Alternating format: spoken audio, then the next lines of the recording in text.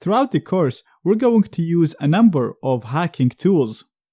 You can install each of these tools manually, or you can do what most hackers do, including myself, and save time and effort and use an operating system designed for hacking.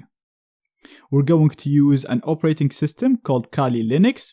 It's a Linux distro based on Debian, and the only difference between Kali and the actual original Debian Linux distro is the fact that Kali has a lot of hacking and penetration testing tools pre-installed and pre-configured in it.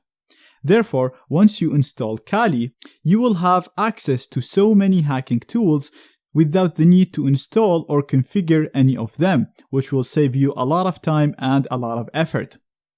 Now, just like any other operating system, you can install it as a main machine or as a virtual machine. Now, I'm going to install it as a virtual machine because, like I explained in the previous lecture, we will not lose any functionality by using operating systems as virtual machines, and it comes with a lot of benefits because it's completely isolated from our computer that we always use. So if we break the virtual machine or if we want to delete it and reset it, it will not affect our main operating system. Now, as mentioned in the previous lecture, before creating and using virtual machines, you will have to install VirtualBox, and I showed you how to install it on Windows, Linux, and OS X. So once you have VirtualBox installed, you can go ahead and follow the steps that I'm going to show you right now to install Kali Linux. Now keep in mind, I'm doing these steps from an OS X computer, but you can follow the exact same steps on any operating system you have, whether you have Linux or Windows, as long as you have installed VirtualBox on your system as shown in the previous lecture. Now the first thing that you want to do is download the VirtualBox image of Kali Linux, so you can download it from the resources of this lecture. To access the resources of the current lecture, we're going to scroll down to the lecture, we're going to click on the resources icon, and then we're going to click on the resource that we want. And in this case, we want the Kali 2020 download page. So we're going to click on it.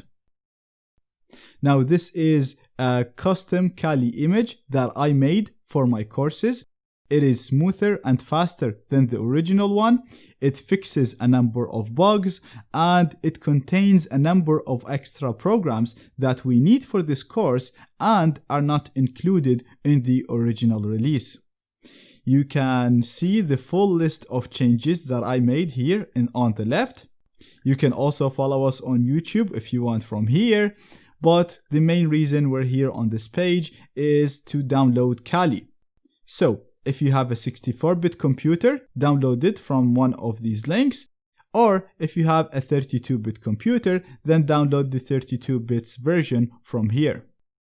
Now this is a big operating system, so I've actually already downloaded this before recording this lecture, and I already have it right here.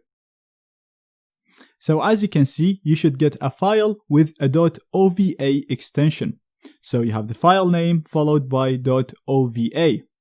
To import this in VirtualBox, all we have to do is literally double-click the file. As you can see, this will automatically run the file in VirtualBox, and you'll get a window which you can use to modify the settings of this virtual machine. For now, I'm going to keep everything the same, and I'm just going to click on Import. Give it some time. And as you can see now, this is imported into my VirtualBox, and we can go ahead and try to start it. But before doing that, I want to modify some settings. So we're going to click on the virtual machine that we want to modify its settings, which is Kali Linux in this case, and then I'm going to click on the settings icon. Now, depending on the host operating system that you're using, the layout of the settings menu in here might be slightly different, but using it is exactly the same. So make sure you follow the steps that I'm going to show you right now, and it should work on all operating systems, whether you're using Windows, Linux, or OS X. So the first thing that I want to modify is the system settings. So I'm going to click on System. And in here, you can first of all modify the amount of RAM or memory that will be allocated for the virtual machine. Now, depending on how much RAM you have in total, you can give this more or less. 2 GB is enough. You can get away with 1 GB, but it might be a little bit slow. So I'm going to leave it at 2. I have 16 gigs, so 2 will not cause any pressure on my host operating system. Next, I'm going to click on the processors. And as you can see, by default, it's only given 2 cores. Again, you can give it more or less. You can get away with 1 core. It'll be too slow. 2 is good enough. The more the better. Again, it all depends on how much resources you have and can afford to give to virtual machines. I have 8 CPUs, so giving it 2 will not put too much pressure on my operating system. Next, I'm going to go to the network settings, and I'm going to set this to use a NAT network. Now, sometimes when you select a NAT network, you will not see a network name in here. If you don't, then don't worry about it. This is a common issue, and I have the solution for you in the resources of this lecture. Just click on it, follow it, and you'll see how to fix this issue. Now for me, as you can see, I already have a NAT network in here, so I'm going to keep it on this one. And this setting will basically create a virtual network where my host machine, which is my Mac OS X computer, is going to be the router for this network, and then all the virtual machines are going to be clients connected to this network. So they're going to get internet connection from my host machine. And at the same time, all of my virtual machines will be connected to the same virtual network. This is very handy because my virtual machines will be able to communicate with each other, and therefore we'll be able to use the Kali machine to hack into the others. We'll be able to test network attacks and do much more. So this setting will first allow my virtual machines to have internet connection, and it will also allow them to communicate with each other through this virtual NAT network. Now this virtual network will rely on the connection of your host computer. So it will not need any extra interfaces, it will not need any extra adapters, and as far as the virtual machines are concerned, they are connected to an Ethernet network, but in reality, they are connected through the host machine. Now, if you're on VirtualBox 6 and have a screen with high resolution, you'll need to go to Display and set the scale factor to 200%. Otherwise, the virtual machine screen will be too small, but only do this if you have a screen with a high resolution and if you're using VirtualBox 6. Otherwise, do not modify this option. Now I'm done here, so I'm going to click on OK, and we can start the virtual machine like any other virtual machine. We're just going to click it and then click on Start.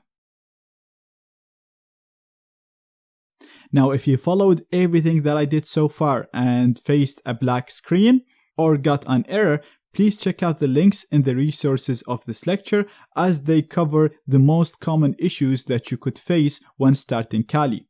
If you got an issue that is not covered there, don't worry, please ask us in the Q&A section and we will respond to you within 15 hours and help you fix this issue. Now I'm going to click inside the virtual machine and hit enter. And as you can see, we have the login screen for Kali Linux. So right now it's asking me for the username, and the default username is root, R-O-O-T. I'm going to hit enter, and then it's asking us for the password, which is the reverse of the username, so it is T-O-O-R. Hit enter, and that's it. Now we're inside the virtual installation of Kali Linux. Now don't worry about how this operating system looks different, and if you don't know how to use it, we will cover all of that and we'll cover its basics as we go through the course. But for now, if you just look at the top right in here, you'll see that this virtual machine thinks that it is connected using a wire. So you can see wire connected. So Kali thinks that it is connected to an Ethernet network. And that's because, like I said, we set it to use a NAT network. So if I just go to my web browser, as you can see, we have internet access in Kali Linux, and this is provided from the host computer. So Kali is connected to the internet through the host computer, and as far as Kali is concerned, the host computer is a router and it is connected to this router through an Ethernet cable. If Kali feels a little bit too slow or laggy, please give it a few minutes if this is the first time you run it, because when you start it for the first time, it will automatically check for updates. Once this process is done, the system will start running a little bit smoother. Also, it goes without saying, if your computer is not powerful enough, then close any unused applications before starting Kali to free up resources. But as you'll see throughout the course, 2 GB of RAM and 2 CPUs are enough to run Kali smoothly.